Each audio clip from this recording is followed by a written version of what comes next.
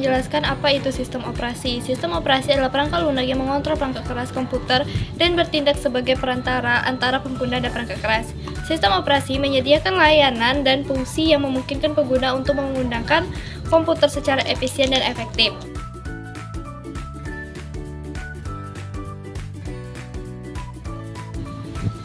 Yang pertama adalah manajemen proses.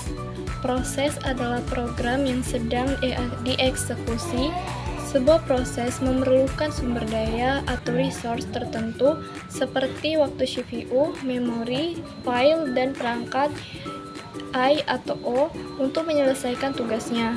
Untuk mengatur proses yang ada, sistem operasi bertanggung jawab pada aktivitas-aktivitas yang berhubungan dengan manajemen proses berikut. A. Pembuatan dan penghapusan proses yang dibuat oleh user atau sistem. B. Menghentikan proses sementara dan melanjutkan proses. C. Menyediakan kelengkapan mekanisme untuk sinkronisasi proses dan komunikasi proses. Yang kedua adalah manajemen memori atau manajemen memori utama. Manajemen memori utama atau biasanya disebut dengan memori adalah sebuah array besar berukuran word atau bit di mana setiap array tersebut mempunyai alamat tertentu. Memori adalah penyimpanan yang dapat mengakses data dengan cepat yang digunakan oleh CPU dan perangkat I atau O. Memori adalah perangkat penyimpanan atau volatile. Isi memori akan hilang apabila terjadi kegagalan sistem.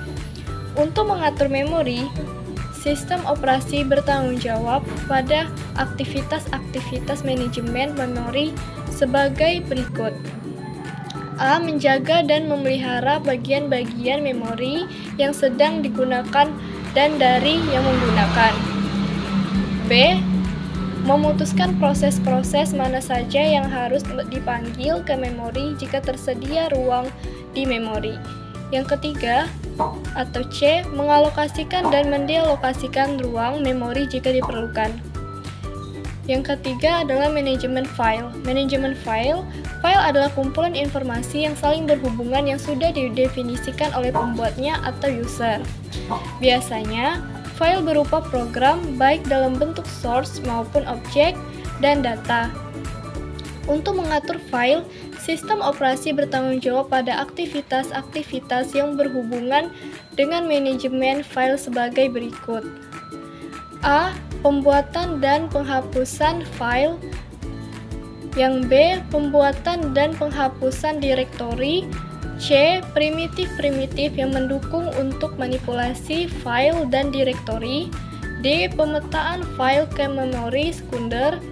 E. Backup file ke media penyimpanan yang stabil atau non-volatile. Yang keempat yaitu manajemen I atau O. Sistem operasi bertanggung jawab pada aktivitas-aktivitas sistem I atau O sebagai berikut. A. Sistem buffer caching. B. Antarmuka device driver secara umum.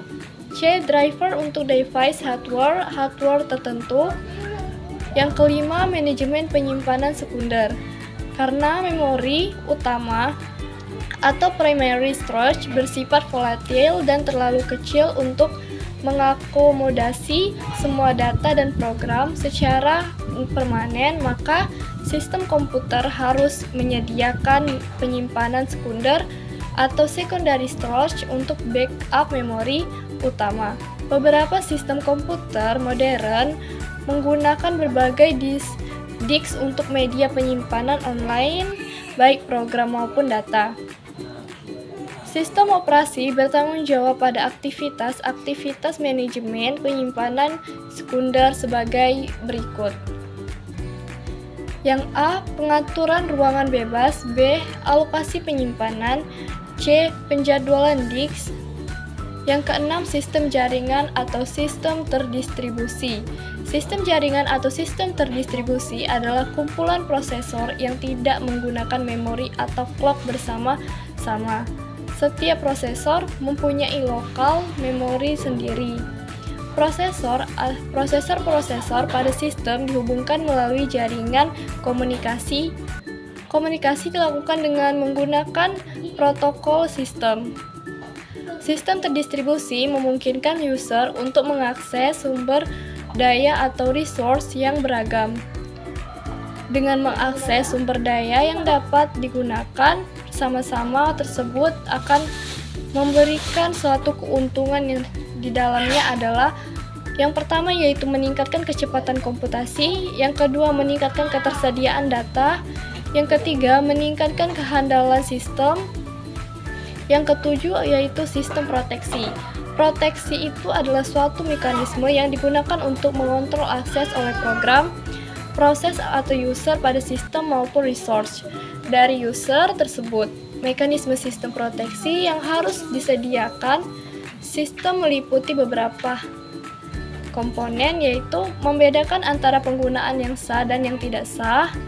Yang kedua, menentukan kontrol yang terganggu atau yang diganggu. Yang ketiga, menetapkan cara pelaksanaan proteksi. Yang kedelapan adalah sistem command interpreter. Beberapa perintah yang dimasukkan ke sistem operasi menggunakan pernyataan kontrol yang digunakan untuk sistem ini adalah manajemen dan pembuatan proses. Yang kedua, penanganan I atau O. Yang ketiga, manajemen penyimpanan sekunder. Yang keempat, manajemen memori utama. Yang kelima, akses sistem file. Yang keenam, proteksi. Yang ketujuh, jaringan program yang membaca dan menerjemahkan pernyataan kontrol disebut dengan command line. Interpreter atau shell pada Unix. Fungsinya adalah untuk mengambil suatu dan mengeksekusi pernyataan perintah berikutnya.